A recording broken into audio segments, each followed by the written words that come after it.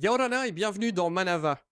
La Polynésie française est de par son histoire à la croisée de plusieurs cultures et influences. Et les langues polynésiennes sont parmi des richesses à préserver. Comment le Reo Maoi a su passer les époques? Nos invités nous en parlent. Alors je reçois aujourd'hui Vaïri Chaud, qui est maître de conférences honoraire en langue, littérature et culture polynésienne, et Jacques Vernaudon, qui est maître de conférences en linguistique à l'Université du Pacifique. Ravi de vous accueillir tous les deux, bienvenue sur ce plateau. Jacques, on parle de langue polynésienne au pluriel. Combien de langues différentes existent en Polynésie française et lesquelles? Alors, sur la Polynésie française, l'estimation, puisque c'est une estimation, est de 7 langues. Donc, et après, on aura l'occasion peut-être d'en parler tout à l'heure. Tout dépend de la manière dont on différencie les langues et les variétés dialectales.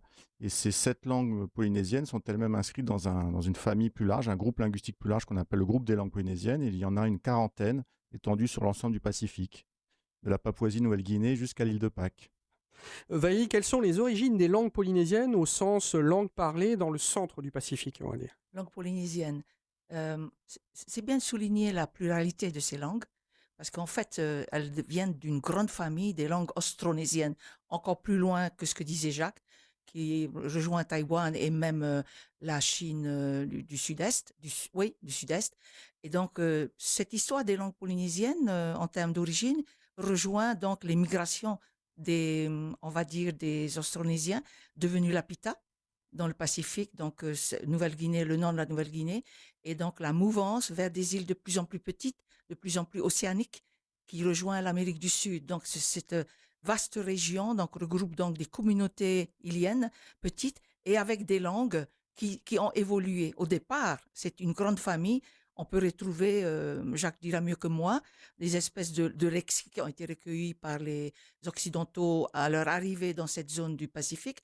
Et on peut comparer ces langues-là. Donc, comment dire, un système comparatif a été établi depuis longtemps pour montrer un peu l'homogénéité de ces langues dites polynésiennes plus tard, qui est énorme, 40 langues, c'est beaucoup, et qui ont eu la chance de persister dans le temps. Donc, deux choses sur lesquelles j'insisterai beaucoup, c'est des hommes, des femmes, qui ont gardé cette richesse patrimoniale, qui ont bougé dans leur espace et dans le temps, qui ont peuplé des îles et qui ont su préserver ce caractère patrimonial de la langue. C'est vraiment géant. Aujourd'hui, on ne se rend pas compte que la langue tahitienne, aujourd'hui, qui est une langue parmi les 7 parlées de la Polynésie dite française, et revient de loin. Elle appartient à une grande famille qui nous échappe aujourd'hui. Et je crois qu'il est important de souligner ce caractère ancien et puis ce caractère aussi de transmission dans le temps. Et transmission orale très souvent. Donc c'est très intéressant, mais on va revenir dessus tout à l'heure. Comment se sont construites justement les langues polynésiennes, Jacques? Alors on va parler l'origine, donc avec le temps, est-ce qu'elles se sont diluées? Comment se fait-il que les langues polynésiennes en Polynésie soient différentes de celles qui soient parlées à Hawaï et différentes de celles qui soient parlées en Nouvelle-Zélande et ce genre de choses? Qu'est-ce qui a fait leur différence?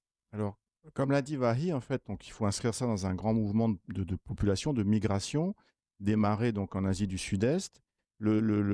Si on prend la profondeur historique, les estimations actuelles, c'est un départ de l'Asie du Sud-Est et des alentours de Taïwan vers moins 5500 ans. Puis donc ces populations donc, qui sont des navigateurs s'implantent progressivement dans la partie ouest du Pacifique et arrivent aux alentours de Tonga, Samoa. Et là, donc, il y a à peu près moins 3000 ans. Et là, ils sont restés là un certain temps.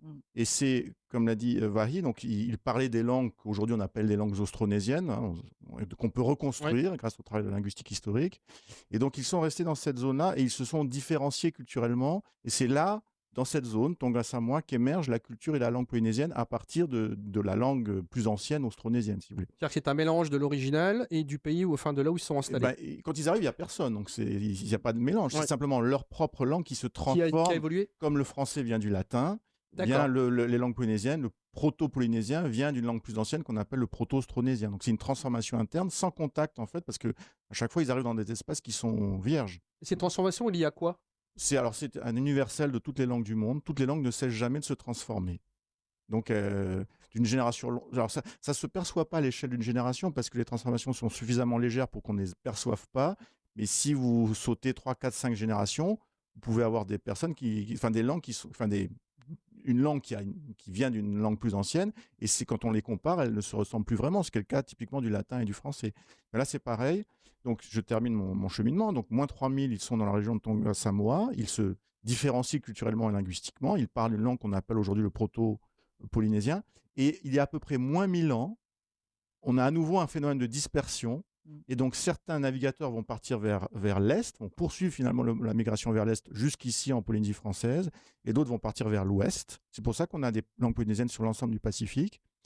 Et c'est cette dispersion, en fait, qui fait qu'ensuite on a des langues différentes, parce que les groupes humains sont dispersés, n'ont plus forcément de relations régulières entre eux, et comme les langues ne cessent jamais de se transformer, quand on vient un siècle ou 2 siècles, 3 siècles après, et qui plus est un millénaire plus tard, on a des langues qui sont légèrement différentes.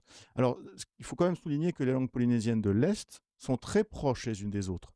C'est-à-dire que si je parle tahitien, assez facilement, si je suis en immersion, je vais commencer à comprendre le maori ou le hawaïen, etc. Donc, elles se sont transformées, chacune dans son coin. Mais en gardant une certaine similitude. Voilà. Un peu, si je peux faire un parallèle, pour ceux qui connaissent cette histoire, eh bien, les langues romanes qui viennent du latin, comme l'espagnol, l'italien, le français, sont suffisamment proches pour qu'on Il y a une reconnaisse des sonorité, il y mots, a ce genre etc. de choses, d'accord. Mm. Vailly, quand vous faites vos recherches, sur quel type de documents vous vous basez? Ça dépend quelle recherche. Si c'est des recherches en linguistique, on sait où les trouver. Si c'est des recherches historiques, si c'est des recherches plus liées à la culture, Eh bien, je vais culture poser et la langue. question en deux. Alors, historique et linguistique. Alors, vas-y, commence. Vailly. Tu vois, tu m'as ouvert sur une autre question. Comment je fais pour... Oui. D'abord, il faut avoir des bons ouvrages en histoire. Alors, histoire océanienne, histoire austronésienne, histoire polynésienne. Et il y a pas mal d'ouvrages qui ont été écrits depuis. Alors, j'ose pas aller plus vite que l'horloge, mais j'ai amené ici un petit livre parce que pour moi, c'est l'écriture de la langue qui a vraiment marqué de manière durable et jusqu'à aujourd'hui, on est là dans l'enseignement. C'est ce petit livre qui s'appelle Te Aipi, qui est sorti en 1810 par les missionnaires de la LMS, parce que pour eux, ils ont eu l'idée d'évangéliser, parce qu'on ne peut pas parler des langues La LMS, polynésiennes. c'était les missionnaires anglais. Hein. Voilà, London Missionary London Missionary Society, voilà. Society. Voilà. Ils ont commencé à écrire et tout ça s'était publié à Londres à cause de l'imprimerie qui n'était pas encore arrivée en 1817 avec Ellis. Et donc, cette manière de figer la langue, on va dire, parce que l'oralité, voilà, elle est dorénavant figée, a permis quand même de sauvegarder par les Putatupuna beaucoup plus tard, hein, dans les années 1860. Premier chercheur, je crois que c'était Babadzan, qui a eu accès et aujourd'hui, on continue encore à les travailler, peut-être plus à les trouver parce qu'il n'y en a pas tant que ça.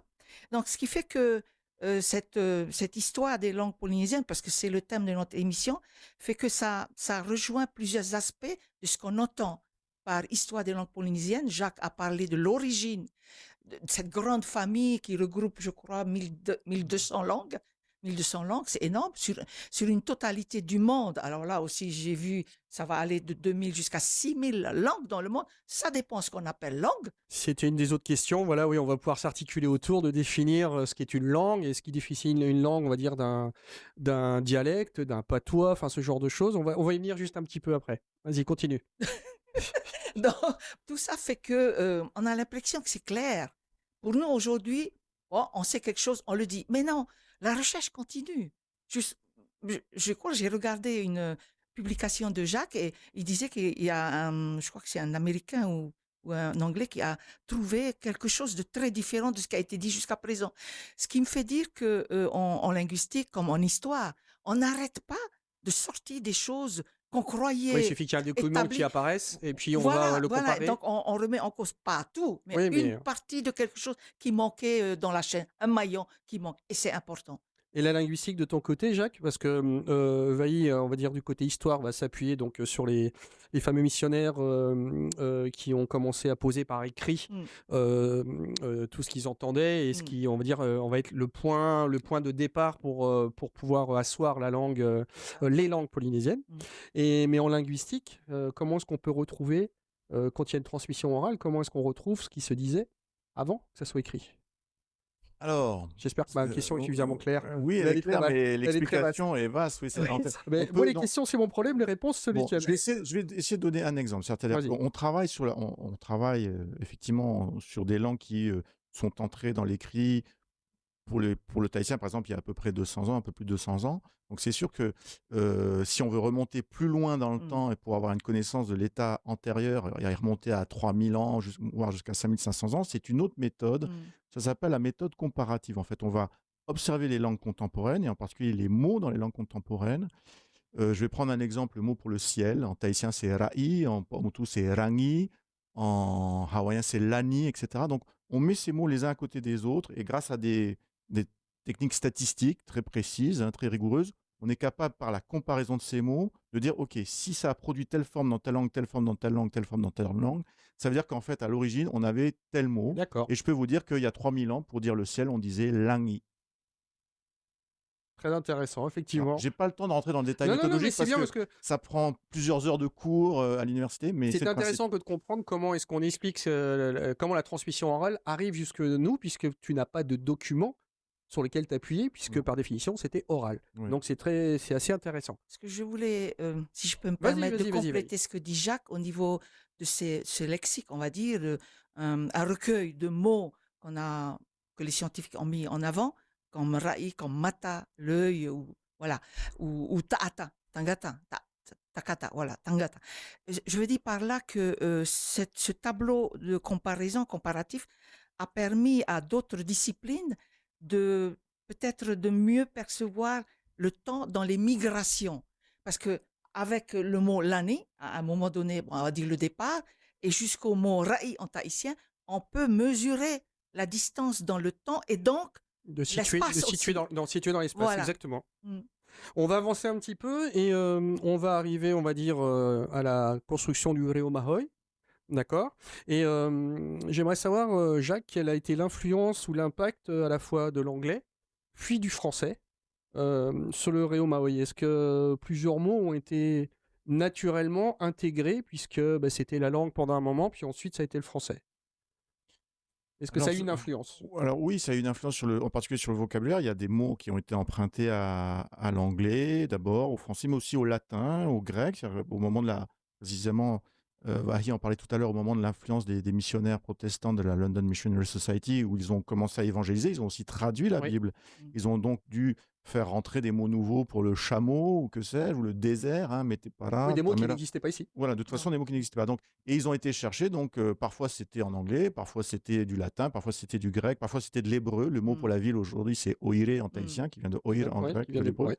Donc on a comme ça des influences multiples. Ça, c'est un processus tout à fait normal dans toutes les langues du monde.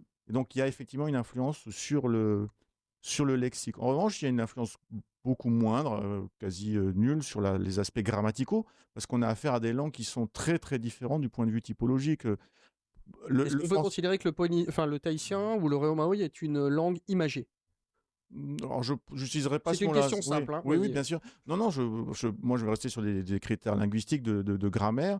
Les langues polynésiennes sont des langues dites isolantes, c'est-à-dire que l'information grammaticale, elle est portée sur des mots qui sont isolés les uns des autres. Alors qu'en français, et par exemple, si je veux exprimer le passé ou le futur pour un verbe, j'aurai une petite particule, un petit mot qui va accompagner le verbe, lequel verbe va rester invariable.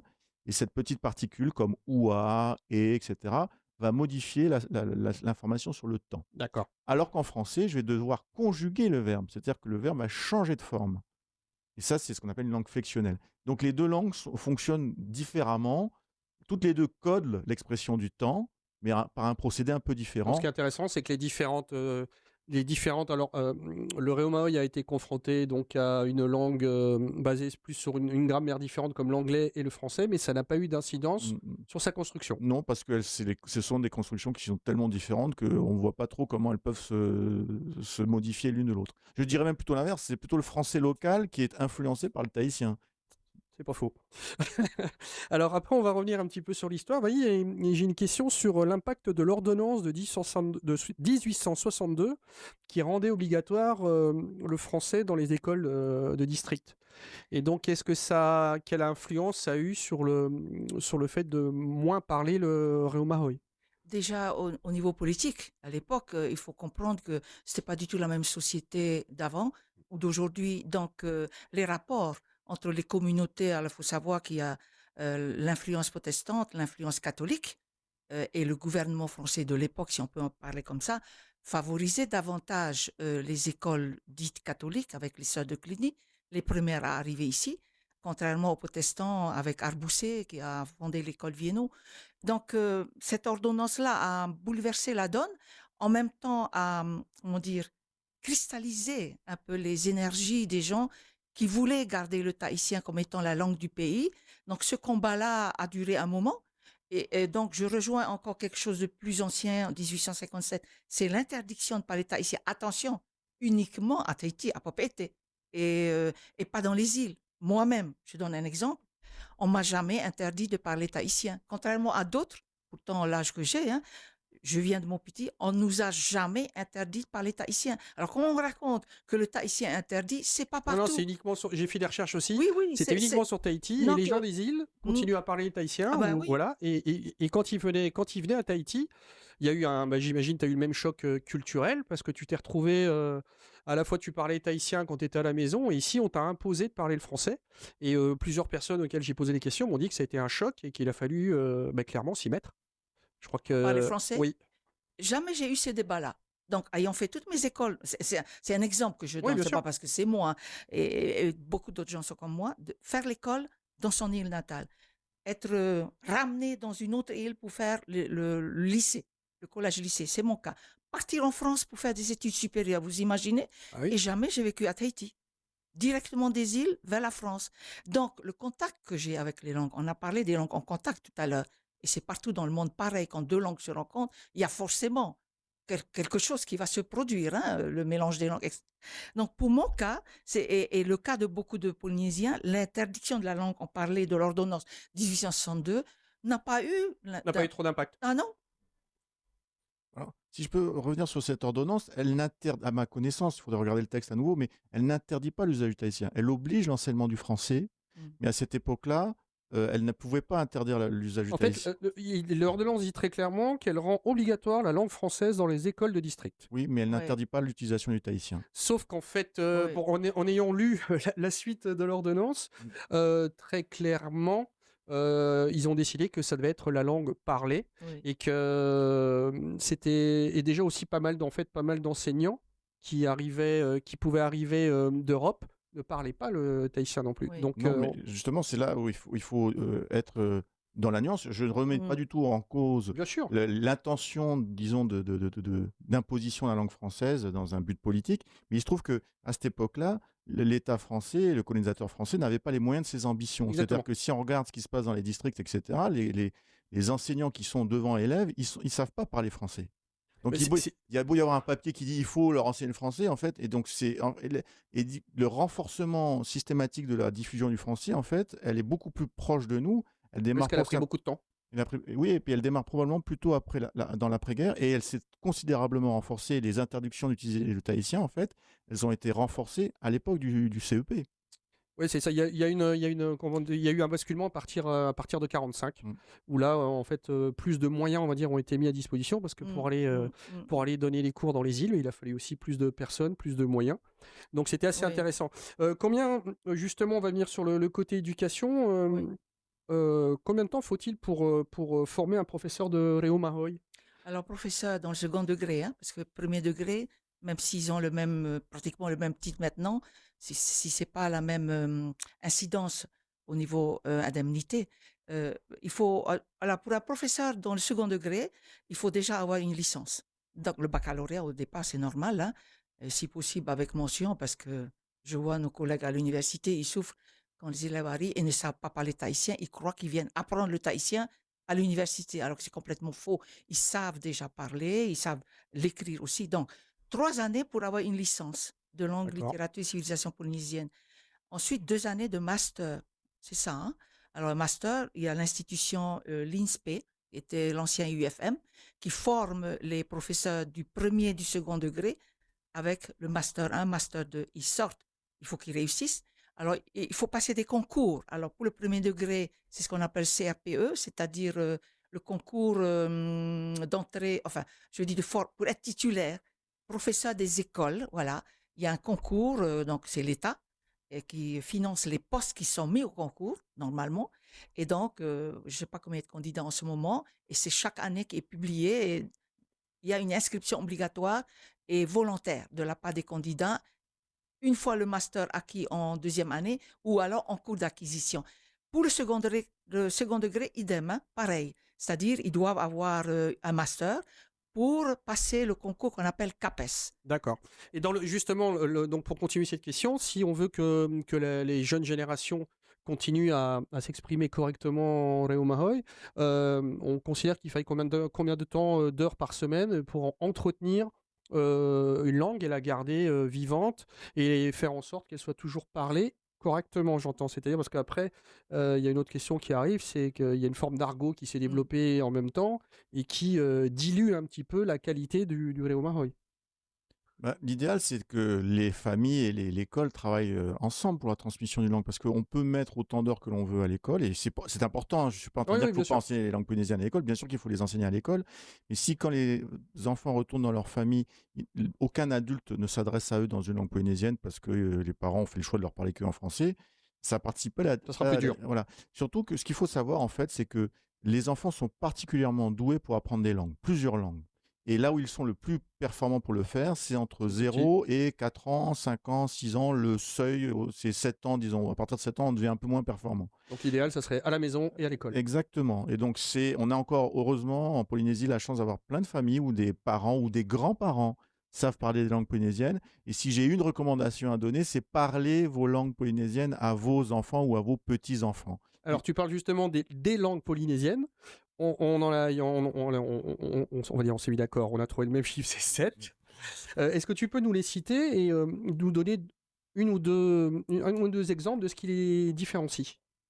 Alors bon, il y a le tahitien, le paumotu, les langues des Australes. Et dans les langues des Australes, en fait, c'est là qu'il y a une discussion. Est-ce qu'on va distinguer le raivave du rurutu, par exemple? Donc, Enfin, moi, dans les recherches, ça comptait pour ça fait 2. deux, Ouais. voilà. Donc après, il y a le rapa, Mm. le mangarévien et le marquisien.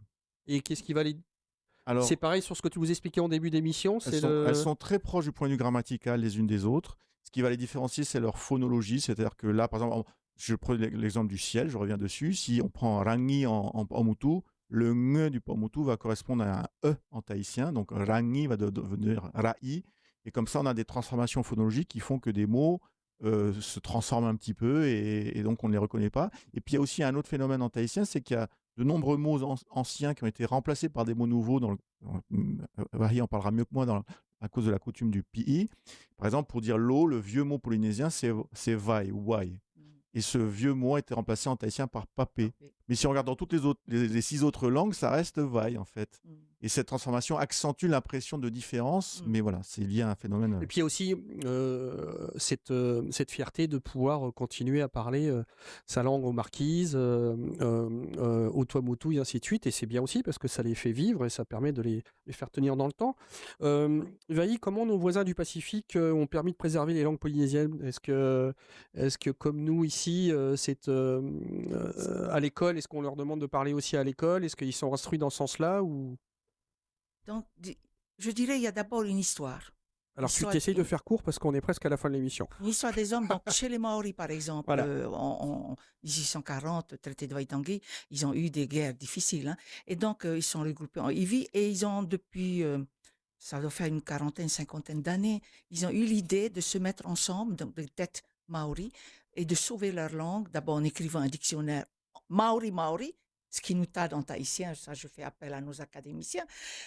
Ensuite, ils ont eu l'idée de faire intervenir les ou les vieux hein, dans les écoles petits, hein, comme D'accord. disait Jacques, 2 à 5 ans, c'est là. Et donc, je suis allée moi-même voir ce qu'on appelle les Kongareo, je crois, hein, et c'est extraordinaire.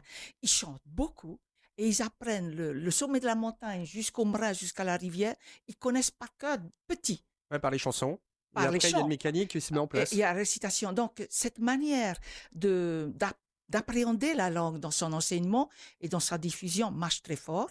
Ça ne veut pas dire que tous les Maoris de Nouvelle-Zélande parlent maori. Ça aussi, ça a été un constat. Et eux-mêmes le voient. Les Maoris, qu'on appelle les Maoris, des Maoris qui ne parlent pas du tout maori.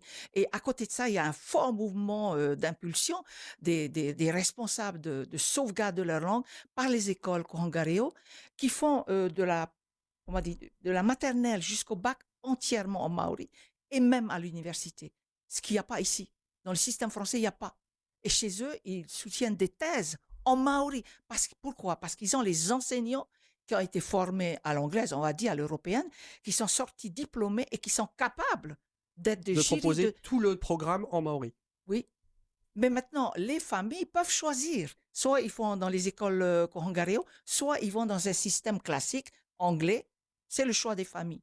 Ici, le choix, il est fait, sauf qu'on essaye maintenant de faire l'inverse. Je rigolais quand Jacques disait que les instituteurs, en 1862, ne parlaient pas français. Aujourd'hui, c'est un peu l'inverse qui se passe. C'est que, pas tous, certains enseignants ne maîtrisent pas le tahitien quand ils enseignent le tahitien là, à l'heure Eh ben, actuelle. c'est comme ça, Ce qui on fait a que encore beaucoup de travail, c'est bien. Oui, nous avons beaucoup à faire. On reste toujours ici, Manava, c'est une émission positive, donc on se tourne vers l'avenir en disant Tout à fait. ça va tirer les choses vers le haut. Dernière question pour toi, Jacques, et on va conclure dessus. Quel est l'avenir du Reo Mahoy? Est-ce qu'il va encore s'enrichir? Est-ce qu'il va encore évoluer? Alors, comme toute langue, il va se transformer. Et moi, je lui souhaite un bel avenir et conditionné par le fait que les parents et les grands-parents parlent ces langues à leurs enfants. C'est vraiment un message d'encouragement. N'hésitez pas, les enfants sont tout à fait capables de parler plusieurs langues à la fois les langues polynésiennes et le français. Voilà qui fera office Et de l'anglais. conclusion. Le Reo Mahoy reste le vecteur principal de l'identité polynésienne et le plus beau moyen de préserver une culture ancestrale. Donc je remercie Vaï et Jacques de nous avoir éclairés sur cette très jolie langue. Merci à vous d'avoir répondu à mes questions. Donc, et cette émission sera en replay sur le site de TNTV. Belle fin de journée avec TNTV.